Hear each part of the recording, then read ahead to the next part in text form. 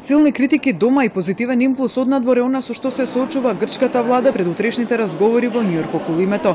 Во пресрет на новата рунда разговори на медијаторот Метју Нимиц со македонскиот и грчкиот преговарач, грчките медиуми го пренесуваат ставот на посредникот дека и Атина и Скопје во последно време покажуваат дека сакаат да најдат решение за спорот за името. При тоа главна вест е неговата вчерашна изјава за грчката телевизија дека нема да излезе со нов предлог, туку дека за предлозите веќе се дискутирало во минатото, поточно дека она што е сменето е начинот на гледање на работите.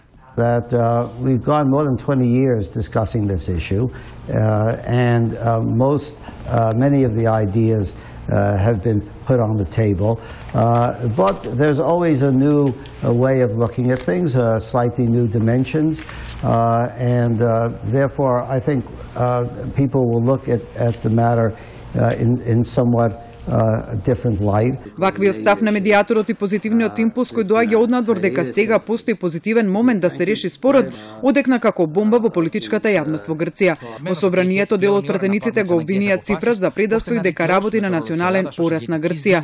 Главниот аргумент на политичките опоненти на владата на Ципрас е дека терминот Македонија е ексклузивно грчки, зад кој според нив стои целата грчка јавност. За разлика од политичарите, грчките медиуми се повоздржани во критиките, оценувајќи дека постои оптимизам за надминување на спорот. Сепак тие се предпазливи за можноста за брзо решавање на проблемот, со оглед дека прашањето не го опфаќа само името, туку представува цел пакет на сензитивни прашања со кои ќе мора да се биде внимателен.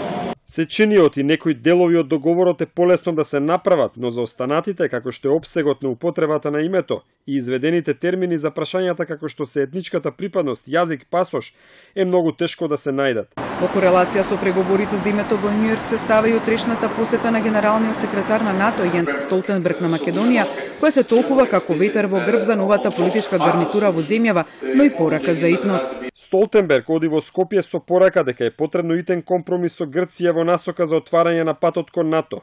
При тоа весникот оценува дека владата во Скопје се обидува да ги затвори фронтовите преку промовирање на погенерален наратив за промените во пресрет на очекуваната голема борба за усвојување на можен договор со Грција.